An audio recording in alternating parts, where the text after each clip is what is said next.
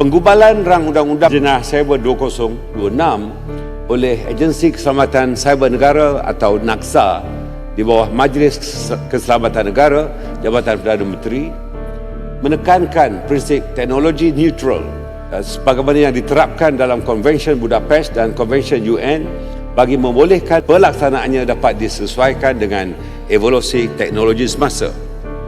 Selain dari itu, Rang Undang-Undang Jenayah Cyber 2026 ini akan dikuatkuasakan bersama-sama dengan PDRM, Polis Diraja Malaysia, SKMM atau Suruhanjaya Komunikasi dan Multimedia Malaysia, MCMC, dan juga NAKSA di bawah MKN, Jabatan Perdana Menteri.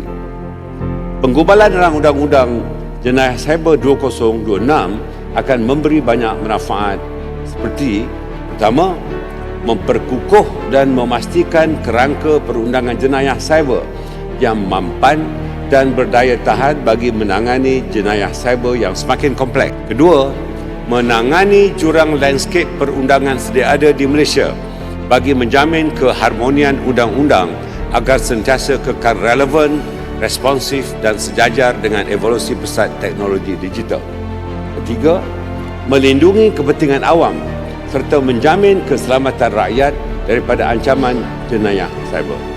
Keempat, memperkukuh inovasi dalam mekanisme pencegahan, pengesanan dan penguatkuasaan berhubung dengan ancaman jenayah cyber.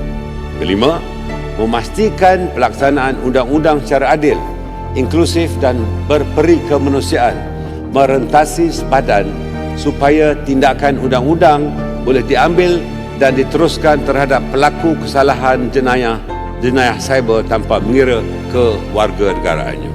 Keenam, memperluas tanggungjawab kepada pemberi perkhidmatan antaranya Internet Service Provider atau ISP, syarikat telekomunikasi atau Telecommunication Companies atau Telcos untuk memastikan perkhidmatan yang diberikan tidak disalahgunakan untuk melakukan apa-apa kesalahan cyber.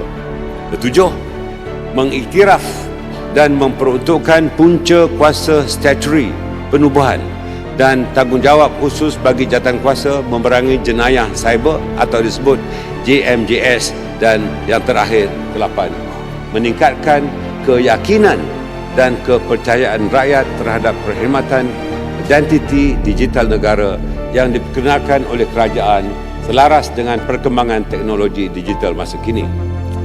Justru penggubalan Rang Undang-Undang Jenayah Cyber ini adalah penting bagi memastikan undang-undang domestik di negara kita kekal relevan dan efektif dalam memerangi jenayah cyber secara tuntas.